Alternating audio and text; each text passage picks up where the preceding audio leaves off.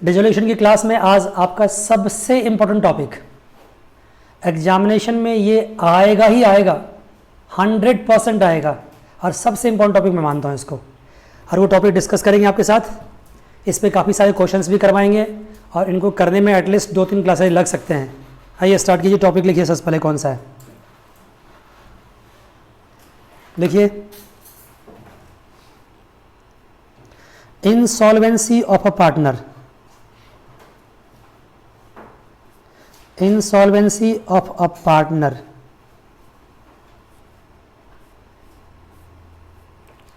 Insolvency of a partner, ध्यान समझिएगा इसका मतलब क्या है। मैंने यहां पे क्या लिखा है, इंसॉल्वेंसी ऑफ अ पार्टनर। अगर मैं यहां लिखता इंसॉल्वेंसी ऑफ ऑल पार्टनर्स तो बातें डिफरेंट हो जाती। अब मैं इंसॉल्वेंसी ऑफ ऑल पार्टनर्स की बात नहीं कर रहा हूं, इंसॉल्वेंसी ऑफ अ पार्टनर, ठीक है ना। एक पार्टनर को इंसॉल्वेंट हो गया, कितने पार्टनर इंसॉल्वेंट हुए ये ज़्यादा इंपॉर्टेंट नहीं है, कितने पार्टनर सॉल्वेंट हैं। सॉल्वेंट मतलब जो अभी कैपेबल है, किसके लिए कैपेबल है, पैसा वापस करने के लिए, बिजनेस का पैसा वापस करने की जिसकी कैपेबिलिटी बची हुई है उसको क्या बोलते हैं हम, सॉल्वेंट। अगर एक से ज़्यादा पार्टनर सॉल्वेंट है, एक से ज़्यादा पार्टनर, जैसे मान लो ए बी सी 3 है और बी और सी क्या है, सॉल्वेंट है, और ए क्या हो गया है, इनसॉल्वेंट, ठीक है ना। अभी इस परिस्थिति की बात हम कर रहे हैं। अगर मान लो ए भी इंसॉल्वेंट हो गया, बी भी इंसॉल्वेंट हो गया और सी क्या है, सॉल्वेंट, इसकी बात अभी हम आपसे नहीं कर रहे हैं। अभी किसकी बात कर रहे हैं, ऐसी सिचुएशन की बात कर रहे हैं जहां पे एक से ज़्यादा पार्टनर क्या है, सॉल्वेंट है। एक से ज़्यादा पार्टनर, तो एक से ज़्यादा पार्टनर सॉल्वेंट है और एक पार्टनर क्या है, इंसॉल्वेंट। बात समझ गए। मैं पूछूं आपसे, थोड़ा कंफ्यूजन लग रहा है आपको, समझने में हो रहा होगा, कितने पार्टनर सॉल्वेंट होनी चाहिए, कम से कम 2 और ज़्यादा कितने भी हो सकते हैं। और इंसॉल्वेंट कितना होना चाहिए, 1 हो 2 हो तो भी चलेगा, फ़र्क नहीं पड़ता है, लेकिन सॉल्वेंट कितना होना चाहिए, 2 या 2 से ज़्यादा। सॉल्वेंट मतलब जिनके पैसे वापस करने की क्षमता क्या है, बची हुई है, ठीक है ना। तो अभी सिंपल रखने के लिए मैं एक बात बताता हूं आपको। अभी आप ये मान लीजिए कि सिर्फ एक पार्टनर क्या हो रहा है, इंसॉल्वेंट हो रहा है। आपके बुक में जो सवाल दे रखा होगा उसमें ज़्यादातर क्वेश्चन या मैक्सिमम क्वेश्चन या सारे क्वेश्चंस में एक ही पार्टनर क्या हुआ है, इंसॉल्वेंट हुआ है। और कितने पार्टनर सॉल्वेंट है, एक से ज़्यादा पार्टनर क्या है, सॉल्वेंट। बात समझ गए, ठीक है बच्चों। ये वाला सिचुएशन लेकर चलिए आप कि ए क्या है, इंसॉल्वेंट है, बी क्या है, सॉल्वेंट है, सी क्या है, सॉल्वेंट है, डी क्या है, सॉल्वेंट है। मतलब इनमें से कौन सा पार्टनर ऐसा है जिन्होंने अपनी लायबिलिटी पे करने की क्षमता खो दी है, ए के पास अब कैपेबिलिटी बची ही नहीं है कि वो अपनी लायबिलिटी क्या कर सकता है, वापस कर सकता है। तो ए क्या हो गया, इंसॉल्वेंट। और इंसॉल्वेंट ऐसे नहीं होता है, आप अपने आप को इंसॉल्वेंट डिक्लेयर कर देंगे तो इस तरह से कोई इंसॉल्वेंट डिक्लेयर नहीं कर सकता है। इंसॉल्वेंट कौन डिक्लेयर करता है, कोर्ट डिक्लेयर करता है। अगर आप ये पैसा वापस नहीं कर पाएंगे तो आपके खिलाफ केस होगा, और जब कोर्ट में केस जाएगा तो कोर्ट पूछेगा इसका प्रॉपर्टी बेच दो, तो प्रॉपर्टी बेच के भी वापस नहीं कर पा रहे हैं तो अब कहाँ से देगा फिर बंदा वो। जब उनके जितने सारे वेल्थ हैं, सारे वेल्थ आपने बेच दिए, फिर भी वो पैसा वापस नहीं कर सकता है, तो ऐसी सिचुएशन क्या बोलते हैं हम, इंसॉल्वेंट, दिवालिया बोलते हैं हिंदी में। बात समझ गए, ठीक है जी सर। अब एक छोटी सी बात पूछता हूँ, इस पार्टनर के इंसॉल्वेंट हो जाने से फर्म को फायदा होगा या नुकसान होगा, क्यों नुकसान होगा, सुनो। मान लो इस ए ने क्या कर रखा है, बिजनेस से 5 लाख रुपया ले रखा है, इसका डेबिट बैलेंस है। डेबिट बैलेंस का मतलब क्या होता है, बिजनेस से पैसा लेना। क्रेडिट का मतलब क्या होता है, बिजनेस को देना। इसका डेबिट बैलेंस है, इसने 5 लाख रुपया बिजनेस से ले रखा है और अब ये हो गया इंसॉल्वेंट। अब ये इस फर्म को, जो भी फर्म नाम दे दो आप, इस फर्म को ये 5 लाख रुपया वापस नहीं कर पा रहा है, 5 लाख रुपया दे नहीं पा रहा है। कहाँ से देगा, इंसॉल्वेंट हो चुका है, ठीक है ना। तो फर्म के पास ये 5 लाख अगर वापस नहीं आएगा तो फर्म के पास पैसे की क्या हो जाएगी, दिक्कत हो जाएगी, शॉर्टेज हो जाएगी, क्योंकि 5 लाख कोई छोटा मोटा अमाउंट तो होता नहीं है। एक पार्टनर के इंसॉल्वेंट हो जाने की वजह से फर्म को 5 लाख नहीं मिल पा रहे हैं, तो फर्म के पास क्या है? अगर आप देखोगे तो फर्म की बैलेंस शीट में बैंक बैलेंस क्या हो जाएगी? कम हो जाएगी, क्योंकि जो पैसे 5 लाख रुपए ए से मिलना था वो मिल नहीं रहा है, तो बैंक बैलेंस तो कम होना ही होना है। इसका असर क्या पड़ने वाला है? इसका असर ये पड़ने वाला है कि जो क्रेडिटर्स है या जो बैंक लोन है, 2 ही लोन ले लो, कोई भी और लोन हो सकता है, कम से कम 2 ले लो अभी एग्जाम्पल में। इस लोन की जो पेमेंट है, मान लो इसकी पेमेंट 2 लाख की बची हुई है, इसकी पेमेंट भी 2 लाख की बची हुई है, मान लो। ये अपने पेमेंट के लिए किसके पास आता है? फर्म के पास आता है। फर्म मतलब ये तीनों पार्टनर के पास आता है। 4 है कि 3 है? मान लो 3 है। कौन सा लिख? चलो डी को हटा दो, सिंपल रखो बात को भी, डी को हटा दो। ये 3 पार्टनर के पास जाता है, डी को हटा दो। किसके पास जाता है? ए के पास, बी के पास, सी के पास। भाई मेरे पैसे तो वापस करो। ओह, जो क्रेडिटर से जो बैंक लोन है किसके पास जाता है? फर्म के पास। फर्म मतलब उसके पार्टनर्स के पास। पार्टनर कौन? A B C. पैसे वापस करो। अगर बी के पास गया तो बी कहता है मैं कहां से दूं? ए से लो। ए के पास गया तो मैं कहां से दूं? सी से लो। सी बोलता है मैं कहां से दूं? ए से लो। तो ये पिलर टू पोस्ट क्या हो रहा है? घूम रहा है, यहां से वहां भाग रहा है। कौन? Creditors and bank loan. पैसे उसको मिल नहीं रहे हैं। अंत में झुंझला के क्या बोलता हूँ कि मैं तुम्हारे चक्कर में पिसने वाला नहीं हूँ, मैं ए बी सी को नहीं पहचानता हूँ, मैं किसको पहचानता हूँ? पूरे बिजनेस को। तुम तीनों मिलकर मेरे पैसे वापस करो, तुम तीनों मिलकर मेरे पैसे वापस करो। तुम कहाँ से लाओ, मुझे क्या फर्क पड़ता है, तुम जहाँ से लाओ। जब तुम्हें मैंने पैसे दिए थे तो क्या मैंने इंडिविजुअली दिए थे? नहीं, मैंने किसको दिया था? फर्म को दिया था। जब मैंने तुम्हें पैसे दिए थे तो क्या इंडिविजुअली दिया था? नहीं, किसको दिया था? फर्म को। तो मुझे पैसा किससे चाहिए? फर्म से चाहिए, मतलब कलेक्टिवली तुम सबसे चाहिए। क्या क्रेडिटर्स एंड बैंक लोन गलत कह रहा है? एब्सोल्युटली करेक्ट कह रहा है, सही कह रहा है।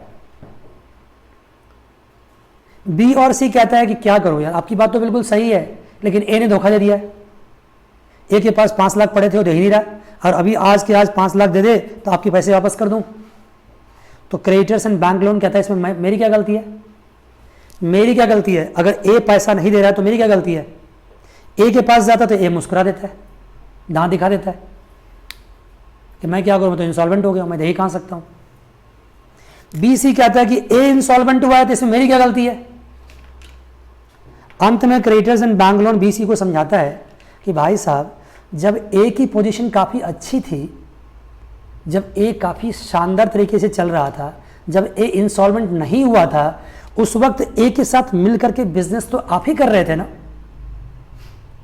ए के साथ मिलकर बिजनेस को एंजॉय तो आप ही कर रहे थे ना। जो फायदा हो रहा था आप ही का हो रहा था ना। क्या उस फायदे में से कुछ हिस्सा मुझे बांट के दिया था? कौन कह रहा है? Creditors and bank loan. किससे कह रहा है? बी और सी से। जब ए के अच्छे दिन थे तो फिर एंजॉय तो आपने किया, जब ए के बुरे दिन आ गए तो वो भी आप ही झेलोगे ना। मुझे क्यों ए के पास भेज दो? मैं तो ए को नहीं पहचानता, मैं तो तुम दोनों कलेक्टिवली पहचानता हूं।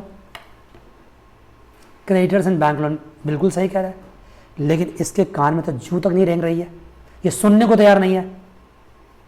आप भी समझते हो कि बिल्कुल भी क्रेडिटर्स एंड बैंक लोन बिल्कुल सही कह रहा है कि भाई मैं आपके आर्थिक स्थिति से इंडिविजुअली मैं क्यों सोचूं आपके बारे में, मुझे कलेक्टिवली पैसा चाहिए। अगर ए नहीं दे पा रहा तो आप जानो क्यों नहीं दे पा रहा है, आप मुझे पैसा दो। लेकिन बी और सी फिर भी इस बात से कन्विंस नहीं है और उसको पैसा वापस नहीं कर रहा है। अल्टीमेटली थक हार के बंदा क्या करेगा? गोली उठा लेगा, पिस्टल उठा लेगा?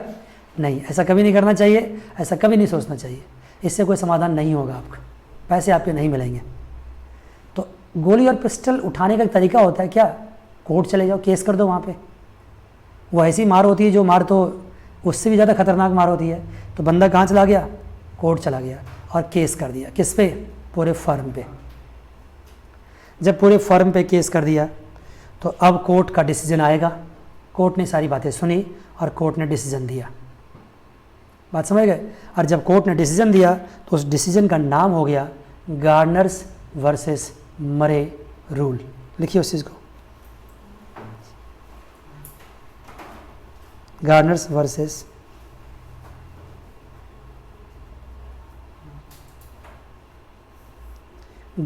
मरे रूल।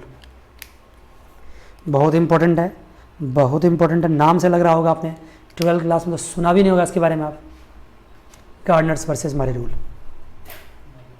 अब आप कहोगे sir Gardner's versus Murray rule इसका नाम बना क्यों? तो कहानी कहाँ की है? लंदन की है, और कब की है? 1905 की है। और वहाँ पे 3 पार्टनर थे और उसका नाम था, ये सब मैं स्टोरी समझा देता हूँ आपको, लेकिन एग्जामिनेशन के लिए इसकी ज़रूरत नहीं है। वहाँ 3 पार्टनर थे, उसका नाम क्या था? गार्डनर्स, मरे एंड विलिकिंस। कई लोग उसको मुरे बोलते हैं, मुझे नहीं पता क्या बोलना चाहिए, जो आपको अच्छा लगे, लेकिन मैं इसको क्या बोलता हूँ? मरे बोलता हूँ। गार्डनर्स, मरे, और तीसरा क्या है? विलिकिंस। 3 पार्टनर थे, गार्डनर्स, मरे एंड विलिकिंस, ठीक है ना। और तीनों पार्टनर में से एक पार्टनर क्या हो गया था? इंसॉल्वेंट, और 2 पार्टनर क्या थे? सॉल्वेंट। उसके क्रेडिटर्स एंड बैंक लोगों ने क्या किया था? केस कर दिया था लायबिलिटी वालों ने, और कोर्ट ने डिसीजन दिया था। उसी डिसीजन का नाम क्या हो गया? Gardner versus Murray rule. बात समझ गए? और कहानी 1905 की है, कहानी लंदन की है। और आप जानते हैं कि हमारा भी जो लॉ है ना, वो क्या है? ब्रिटिश लॉ से इंस्पायर्ड है। और ऐसा नहीं है कि हमने ब्रिटिश लॉ को सबको उठा के फेंक दिया है, जो अच्छी बातें थी आज भी क्या है? कंटिन्यू है, ठीक है ना। तो ये गार्डनर वर्सेस मरे रूल से समाधान आज भी हमारे यहाँ होता है, तभी इसको आपको मुझे पढ़ाना पड़ता है। बात समझ गए? देखिए क्या था, अल्टीमेटली ये कोर्ट का वर्डिक्ट था, कोर्ट का डिसीजन था, जो आपके सामने डिस्कस करेंगे। अब कोर्ट ने सबसे पहला पॉइंट दिया, लिखते जाइए आप। सबसे पहला पॉइंट दिया, loss arising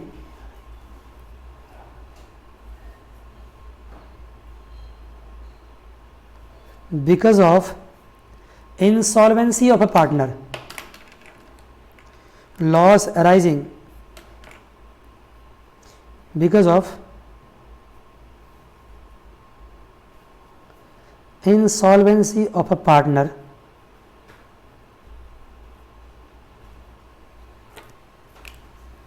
loss arising because of insolvency of a partner has to be borne by other solvent partners, has to be borne by other solvent partners having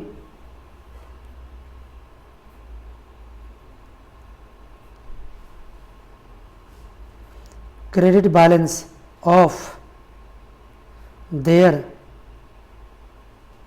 capital, having credit balance of their capital.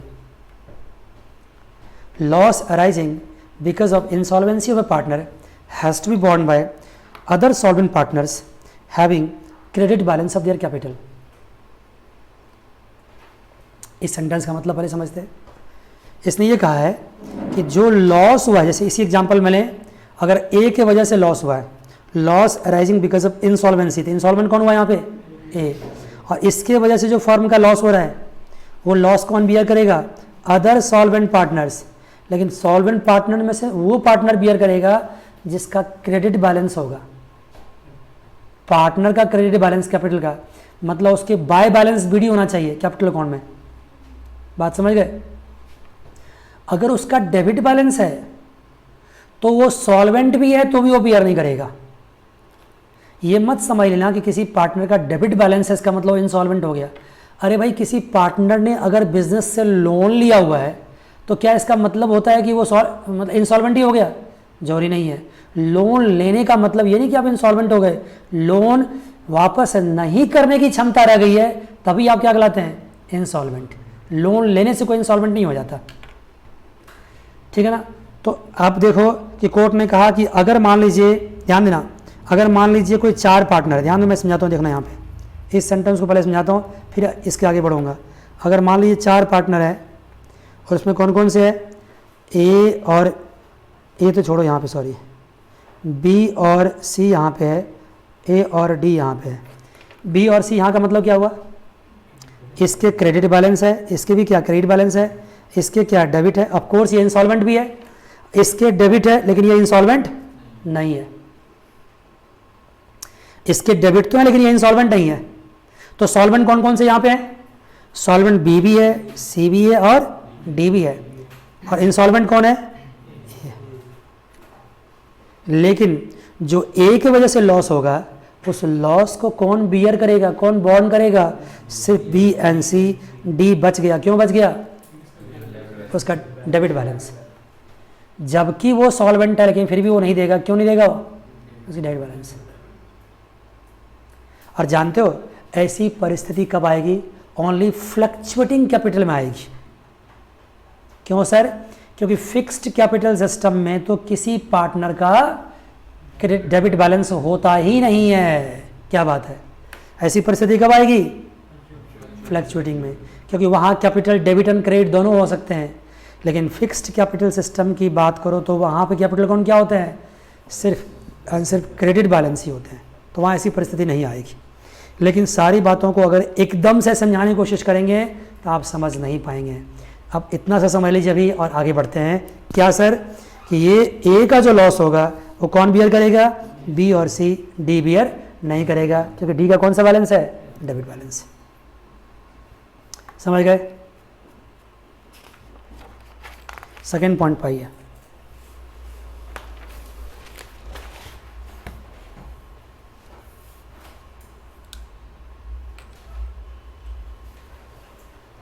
दूसरा point लिखिए, insolvency loss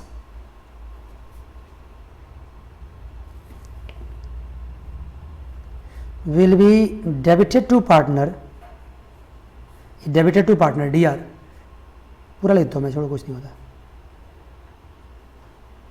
debited to partner, कौन से partners को आप debit करेंगे ये बात तो हो चुकी है ना? एक्सक्यूज मी, कौन से पार्टनर्स को आप डेबिट करोगे ये बात तो हो चुकी है ना? ओह, सिर्फ किसको करोगे? जिसका क्रेडिट बैलेंस हो। लेकिन जब आप डेबिट करोगे भी तो किस रेशियो में करोगे? Insolvency loss will be debited to partner in their capital ratio, in their capital ratio which is just prior, prior का मतलब क्या होता है? just पहले, which is just prior to the dissolution, which is just prior to the dissolution of the firm। इसका मतलब ये हुआ फर्म के डिसोल्यूशन से जस्ट पहले जो उसका कैपिटल होगा उस कैपिटल रेशियो में क्या करेंगे? हम लॉस को डेबिट करेंगे तो कैपिटल रेशियो में। लेकिन कैपिटल रेशियो कौन सी होगी? फर्म के डिसोल्यूशन से जस्ट पहले। बातें यहां पे क्लियर नहीं हो रही है ना? तो मैं आपको लिखाता हूं। In other words,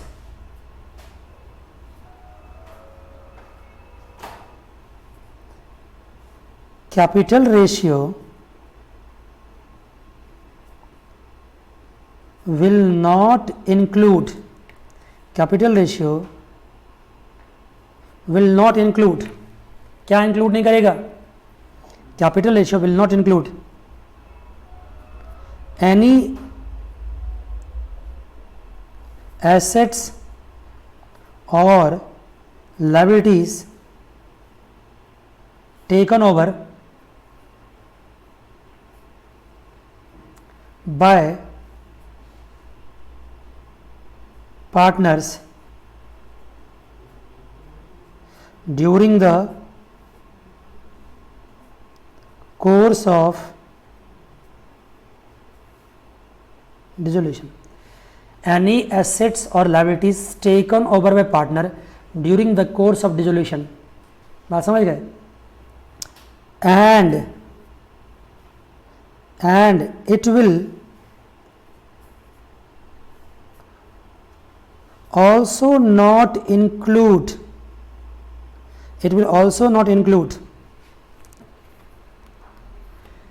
realization loss or profit।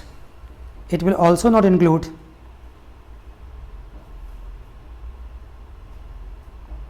realization loss or profit। इसका मतलब समझो, मेरा कहने का मतलब ये है कि अभी मैंने किसकी बात करी, बी और सी की बात करी ना। बी और सी का बैलेंस ब्रॉट डाउन है। मान लो ये 2 लाख है और ये 1 लाख है, balance brought down 2 lakh 1 lakh. बात समझ गए? अगर बैलेंस शीट में कोई रिजर्व्स एंड सरप्लस है, मान लीजिए कितना है 1 लाख है, दोनों को इक्वल प्रॉफिट रेशियो है, तो 50,000 एंड 50,000, तो रिजर्व्स एंड सरप्लस तो हम प्लस करेंगे। क्यों प्लस करेंगे?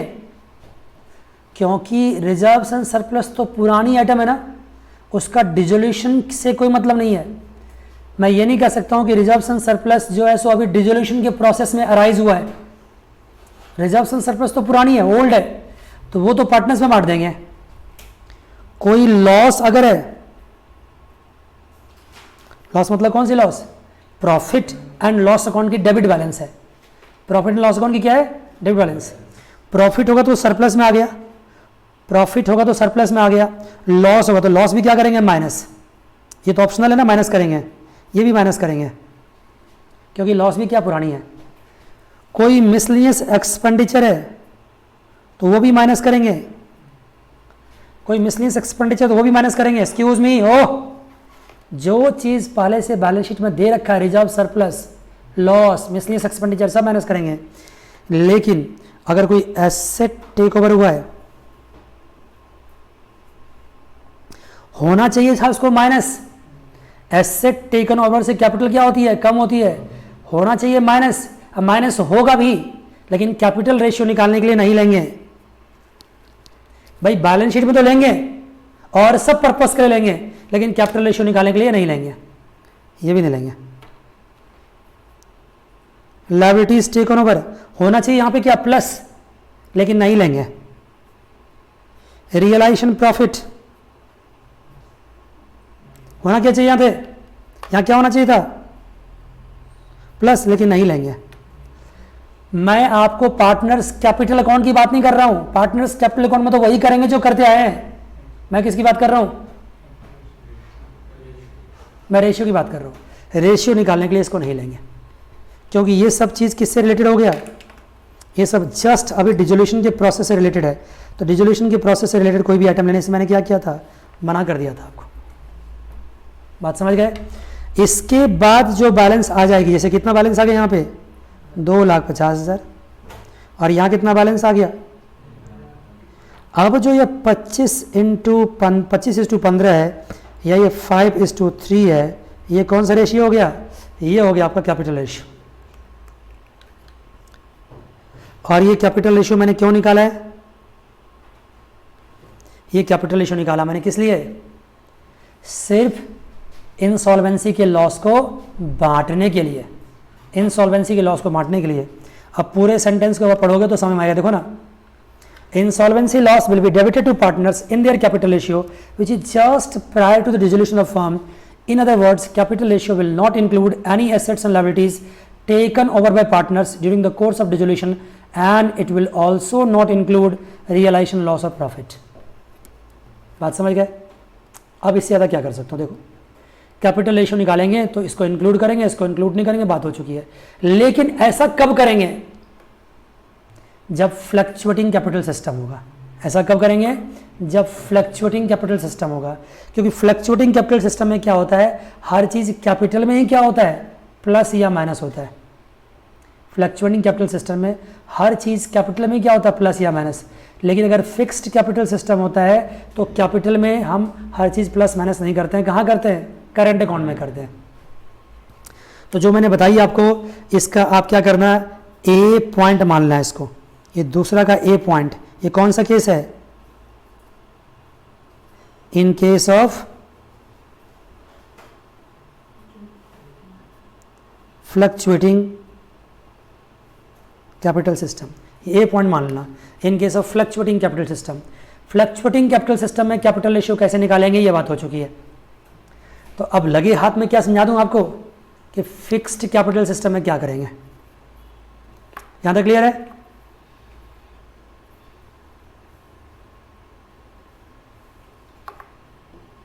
आगे बढ़े? ठीक है।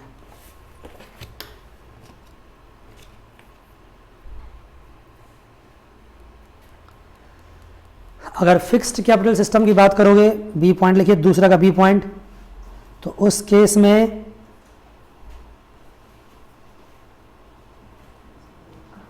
कैपिटल सिस्टम कैसे निकलेगा, सॉरी कैपिटल रेशियो कैसे निकलेगा। मान लीजिए ए है और ये बी है, इसका फिक्स्ड कैपिटल 2 लाख दे रखा है, इसका फिक्स्ड कैपिटल 1 लाख दे रखा है, एक्सक्यूज मी, इसका 2 लाख दे रखा है, इसका 1 लाख दे रखा है। बात समझ गए। इस केस में कुछ भी प्लस माइनस नहीं करेंगे, आप कुछ भी नहीं करेंगे। कहोगे सर अभी तो आपने कुछ देर पहले कहा था कि रिजर्वेशन सरप्लस को तो प्लस करेंगे, वो भी नहीं करेंगे। कहा था लॉस को माइनस करेंगे, वो भी नहीं करेंगे।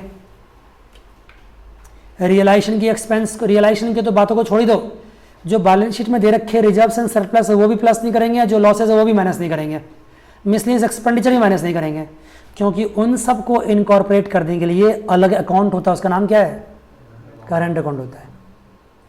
इसलिए कैपिटल रेशियो में कुछ भी टच नहीं करेंगे। सिंपल फिक्स्ड कैपिटल सिस्टम में मुझे जैसे दिख गया सवाल में फिक्स्ड कैपिटल सिस्टम है ना, तो उसका फिक्स्ड कैपिटल ले लेंगे और वही क्या हो जाएगा, कैपिटल रेशियो हो जाएगा। कितना आसान, देखो वही कैपिटल रेशियो हो जाएगा। एक सेंटेंस लिख लो यहाँ पे, इन case of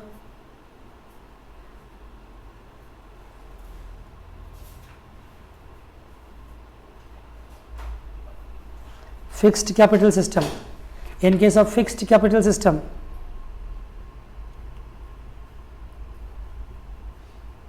capital ratio will be only what, will be only the ratio of fixed capital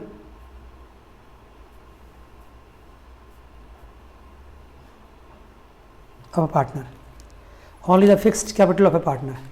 In the case of fixed capital system, capital ratio will be only the ratio of fixed capital of a partner. इसमें debit balance होने का भी सवाल नहीं उठता किसी का, सबके क्रेडिट बैलेंस होंगे, ठीक है ना, और कुछ भी प्लस माइनस नहीं करेंगे, सिंपल ही ले लेंगे। जब सवाल कराऊंगा तो और भी अच्छे समझ में आएगी बात आपको, ठीक है ना। लेकिन ऐसा नहीं है कि सवाल करवाने का इंतजार कर सकते हैं आप, कुछ क्वेश्चंस खुद से भी ट्राई कर सकते हैं। इसके बाद देखिए, आइए थर्ड पॉइंट लिखिए। अब कोर्ट का तीसरा क्या, मैंने सिर्फ कोर्ट का जजमेंट नहीं लिखा है आपको यहाँ पे, उसको एलोबरेट भी करता चला गया, ठीक है ना। तीसरा पॉइंट लिखिए, इन case of fluctuating capital system, fluctuating capital system में देखो,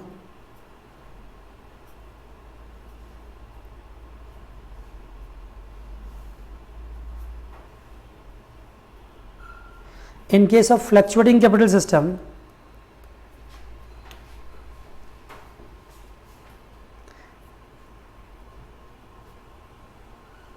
solvent partners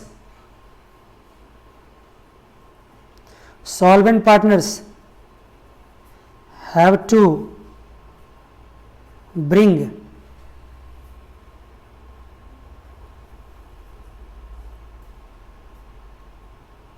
realization loss in cash. Solvent partners have to bring realization loss in cash. जितने भी सॉल्वेंट पार्टनर्स हैं उनको रियलाइजेशन लॉस कैश में लाने होंगे। किस केस की बात कर रहा हूं मैं आपको,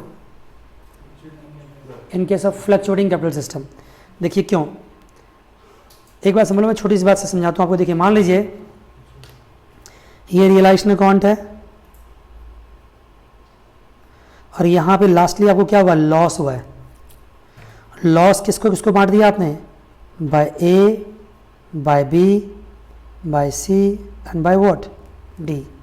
4 पार्टनर थे, चारों को लॉस बांट दिया। कितने लॉस बांटे, इसको 2 लाख, इसको भी 2 लाख, इसको 1 लाख, इसको 1 लाख।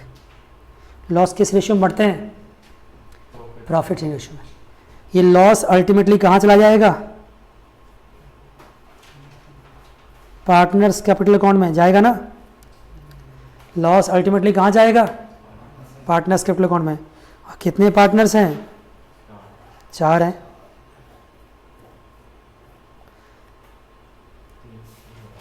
ठीक है ना, 4 पार्टनर्स हो गए। ये आपका पर्टिकुलर है, ये आपका पर्टिकुलर है। 4 पार्टनर में लॉस कितना आ गया, रियलाइजेशन लॉस, इसका आ गया 2 लाख, इसका भी 2 लाख, इसका भी 3 ही बना, इसका 1 लाख, इसका भी क्या 1 लाख। 4 पार्टनर के लॉस तो आ गए ना। अब कोर्ट ने क्या कहा, भाई साहब जो लॉस है ना वो क्या करो, कैश में लेके आओ, मतलब बाय बैंक। ये कितना लेके आएगा, 2 लाख। ये कौन है, ए है, ये बी है, ये सी है, डी है।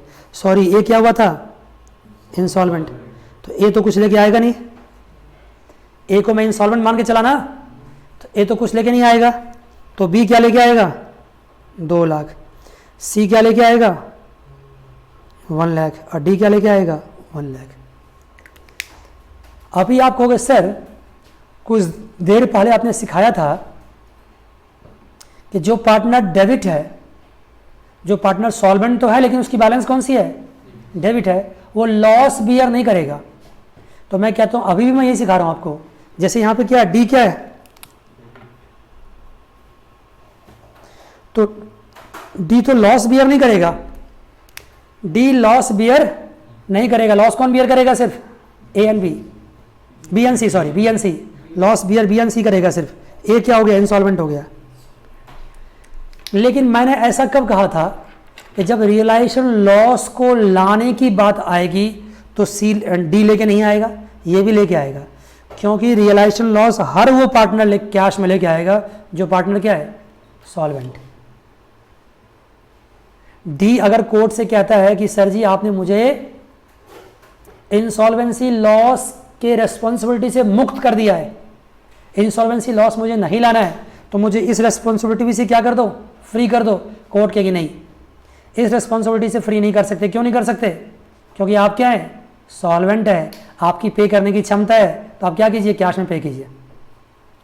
जो भी रियलाइजेशन लॉस है, फिर से मैं रिपीट करता हूं, A B C D, loss को मैंने चारों में बांट दिया है, लेकिन ये लॉस कैश में लेके आएगा। कौन लेके आएगा, जो सॉल्वेंट पार्टनर्स हैं सारे लेके आएगा, चाहे उसके क्रेडिट बैलेंस है और चाहे उसके डेबिट बैलेंस है।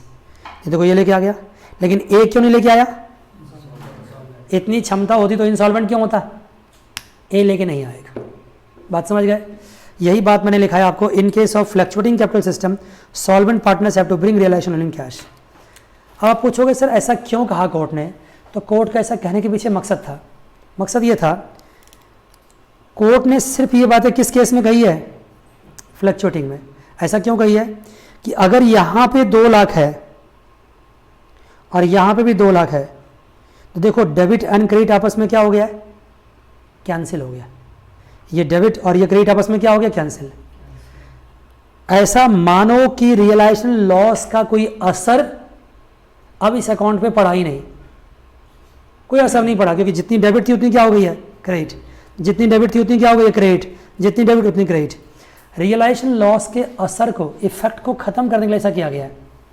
अब आप कहोगे रियलाइजेशन लॉस के इफेक्ट को खत्म क्यों करना चाहते हैं आप, क्योंकि कोर्ट ने आपको याद है क्या सिखाया था कि जब आप कैपिटल रेशियो निकालोगे तो कैपिटल रेशियो निकालने के लिए मैं दिखाता हूँ, कैपिटल रेशियो निकालने के लिए आप रियलाइजेशन लॉस को या प्रॉफिट को इंक्लूड नहीं करोगे। देखो ना यहाँ पे नहीं इंक्लूड करोगे प्रॉफिट या लॉस को,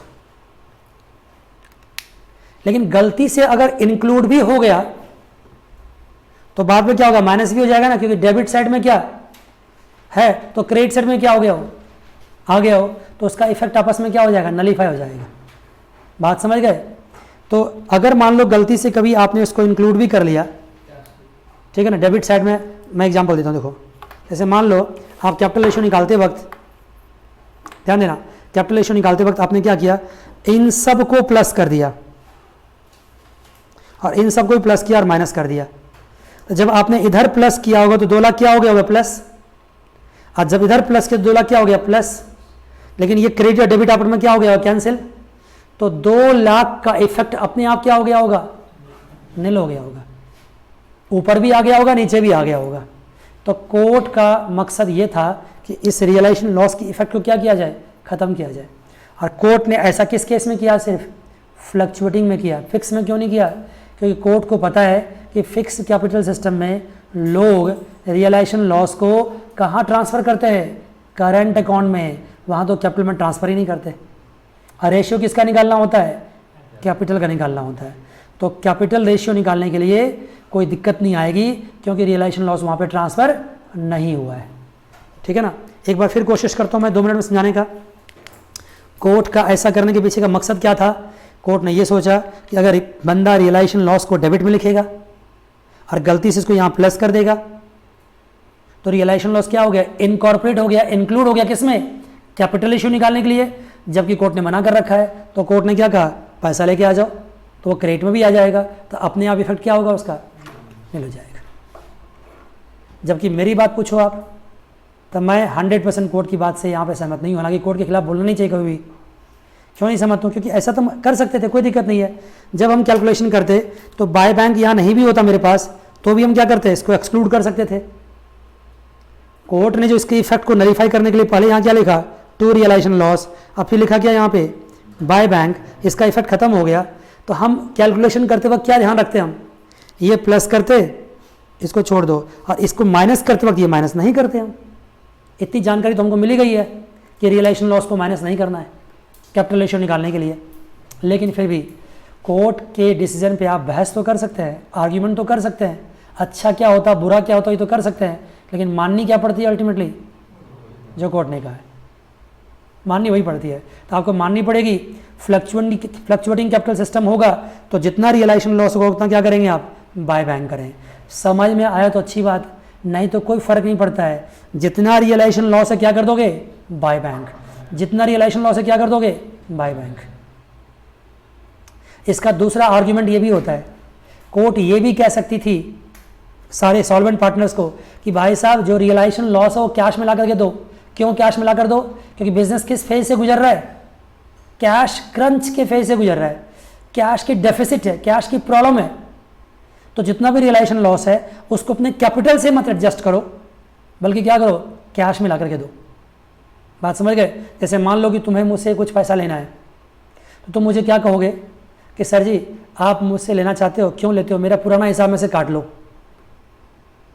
मुझे तो पुराना हिसाब है ना मेरा, उसमें से काट लो। तो मैं तुमसे क्या कहूँगा कि भाई साहब पुराने हिसाब को रहने दो, वो कब तब का तब देखेंगे, अभी मुझे कैश की ज़रूरत है, अभी मुझे दो। आप नहीं कह सकता हूँ क्या मैं आपसे, वही बात है। ये 2 लाख की जो लॉस है इसको कैपिटल से भी एडजस्ट किया जा सकता है, लेकिन कोर्ट ने कहा कि कैपिटल से एडजस्ट मत करो, अभी क्या करो आप पैसा लगा दो फर्म को। और पैसे आपके बेकार नहीं जा रहे हैं, क्यों नहीं जा रहे हैं, क्योंकि कैपिटल को क्या मिल रही है, अल्टीमेटली क्रेडिट मिल रही है। आपके अकाउंट में प्लस हो रहा है, वो चीज़ आपके अकाउंट में क्या हो रहा है, प्लस हो रहा है। तो मुझे विश्वास है कि अभी तक की बातें आपको समझ में आ गई है, पक्की बात समझ में आ गई है। मैं क्विक टाइम में एक बार रिवाइज करता हूँ कि 3 पॉइंट्स थे जो पॉइंट्स आपको समझना है। लेकिन एक बात और, ये थर्ड केस ओनली किस केस में होगा, कैश लाने वाली बात, फ्लक्चुएटिंग में, फिक्स में नहीं होगा। देखिए मैंने कोर्ट का डिसीजन आपके सामने डिस्क्राइब किया है, और कोर्ट का पहला डिसीजन क्या था कि loss arising because of insolvency of partner. अगर कोई पार्टनर इंसॉल्वेंट होता है उसकी वजह से लॉस होता है तो वो लॉस कौन लेके आएगा, only solvent partners having credit balance. ठीक है ना। और फ्लक्चुएटिंग में क्रेडिट डेबिट का पंगा आता है, फिक्स में सबके क्या होता है, क्रेडिट ही क्रेडिट होता है। और दूसरा केस क्या था कि जब हम क्या निकालेंगे, रेशियो निकालेंगे, तो रेशियो निकालने के लिए कैपिटल में क्या करेंगे, समथिंग इंक्लूड करेंगे, समथिंग एक्सक्लूड करेंगे, छोड़ देंगे। जो पुरानी बातें होगी रिजर्व्स एंड सरप्लस वो सब क्या करेंगे, प्लस, पुरानी लॉसेस क्या करेंगे, माइनस, मिसलेनियस एक्सपेंडिचर माइनस, लेकिन रियलाइजेशन से रिलेटेड कुछ भी प्लस माइनस नहीं करेंगे। ऐसी समस्या कब आएगी, ओनली फ्लक्चुएटिंग कैपिटल सिस्टम में आएगी।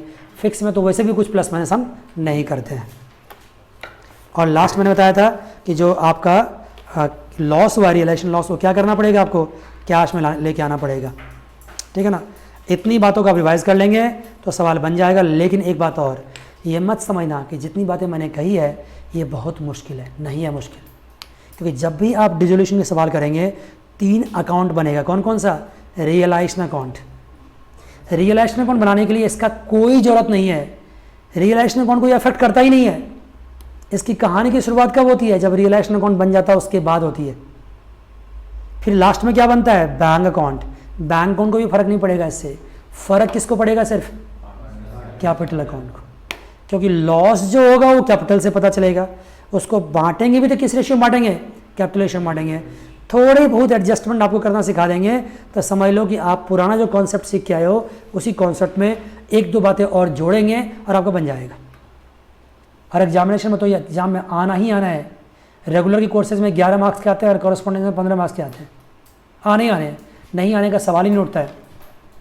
जब अगली क्लास में क्वेश्चंस करेंगे, क्वेश्चन करने के बहाने से हम कॉन्सेप्ट्स को हम क्या करते हैं, रिपीट करते रहते हैं। आपने देखा होगा मैंने डेप्रिसिएशन चैप्टर पढ़ाया, मैंने कोई और चैप्टर पढ़ाया जहाँ पे रिपीटिंग नेचर के कॉन्सेप्ट्स होते हैं, वहाँ मेरी इतनी अग्रेशन आपको नहीं दिख रही होगी। जहाँ कुछ नया आता है, इंपॉर्टेंट आता है, मुझे लगता है बच्चों को पहले से बिल्कुल पता नहीं है, तो वहाँ बहाने से मैं उसको क्या करता हूँ, रिपीट करता रहता हूँ और रिपीट करता रहूँगा। लेकिन आज के लिए इतना ही, अगली क्लास में फिर मिलेंगे। God bless you all, take care, bye bye and see you.